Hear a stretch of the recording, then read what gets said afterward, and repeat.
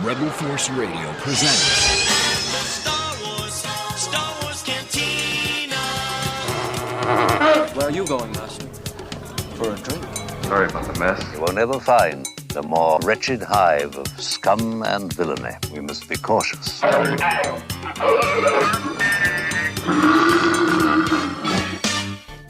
Hey, Star Wars fans, Jimmy Mack here with you, and I just recently dug up this old interview with Frank Oz. It was recorded back in 2007 at a radio station in Chicago. I was there when Frank was brought in to promote a new movie he had directed called Death at a Funeral.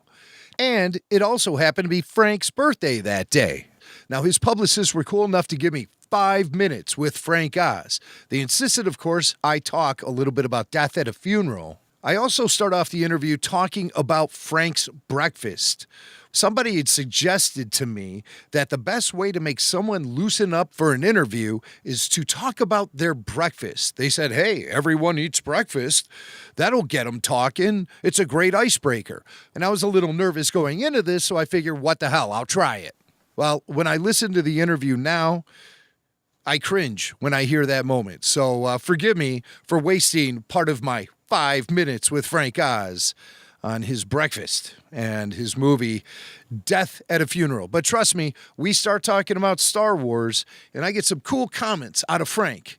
And I get to tell him about the Clone Wars series before anyone else in my 5 minutes with Frank Oz. Happy birthday, by the way. Oh, that's right. I didn't even know that. What is it today? The 25th? I'll be damned. And you share your birthday with the anniversary of the release of the original Star Wars. Do I really? May 25th. I didn't know that. Yes, it was released May 25th, 1977. I'll be damned. I gotta tell George. I didn't know that. As if he cares. He might know something about it. What'd you have for breakfast this morning? Is that any of your business, really? I think it's a very private affair, don't you think? Well, we all have breakfast. Okay, so I woke up at 6:30 with oatmeal and coffee. And then a few hours later, I came down, had breakfast, and had this is the most boring answer in the world. Okay, I had some granola and some fruit and a muffin and some coffee. And I might have something for lunch today and then for dinner. Should I go through that also? No, we don't have to do fine. that. Or tomorrow's food? No, just breakfast. Okay. Death at a Funeral opens in theaters June 29th. Right. That's comedy, drama, improv involved? Yeah, it's a film about a family who's having a very small funeral, and there's a fellow who comes in who has a secret that kind of could destroy the entire family, and they're trying to hold the secret down. And that's basically it. And hopefully it's a comedy. I think you judge comedies by how much people laugh, right? Absolutely. Yeah, then it's a comedy, yeah. And of course that opens in theaters June 29th. Now, back to Star Wars. Thoughts on the 30th anniversary of Star Wars? What do you think of the Star Wars fans you meet who are everywhere? I'm pleased that they like my work, and I'm pleased I like Star Wars. I'm not, George and I have a terrific relationship, and we had it was like a family for so many years. But when you do it every 5 years or so, it's not it's something you think about. So I don't think about it very much. I'm just glad it's there. I know it's a lousy answer, but I really don't think about it very much. It's a job for you. No, it's not more. No, nothing's a job for me. Whatever I do with passion. But I just don't think about it very much. I'm not a big Star Wars geek. I just loved working with George. And I love doing my character. But I'm not really somebody who celebrates Star Wars certain times. I just love seeing the movies, and I love doing my character. It's such an iconic character. Yeah. So I was just wondering if that sort of puts any pressure on you, or no, you just don't even think about it. No. Well, I'm proud of my work. I love the character Yoda, and so it's cool. I mean, it gets a little freaky sometimes because there are times when I live in the New York area in Connecticut, to JFK, and they find out from the reservations that I'm coming, and then I find out there's 2 or 3 people who've been waiting for an hour. But it's fine. It's cool. I mean, it's not like I'm not like besieged. I mean, I'm not that popular. And working with George, did he influence you as a director at all?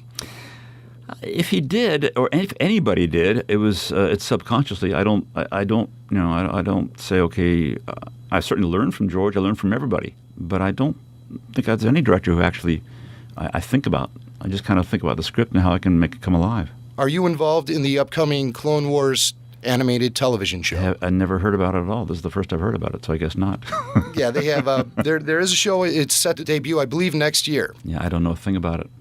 Thoughts on the CGI Yoda versus the puppet? Yeah, it's great. I mean, you could not do what George wanted to do without CGI. I mean, if you wanted that incredible fight that George did, you could never do it with a puppet. It's totally impossible. And so he wrote it, and he realized, my God, I can't do it unless I do CGI. So it was great. You don't feel a certain loss as to not being able to perform that No, anymore? I think if we continued with the character as with me, the guy performing it, I think you'd feel a loss because it would be too limited. I think you couldn't have the excitement that George wrote. I'm fine with CGI, as again, just like violence and sex, as long as it helps the story. As long as it's about story and character, I'll accept anything, you know. I think the biggest difference I sense by osmosis, I feel, is the economics of the business have made decisions on movies safer, what movies to make safer.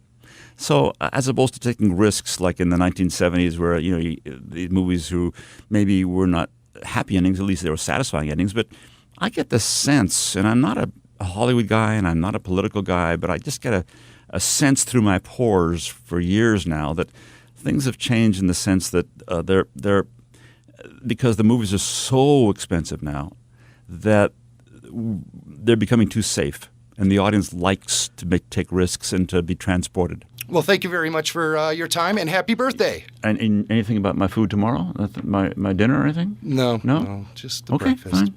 Thank you. Red Voice Radio.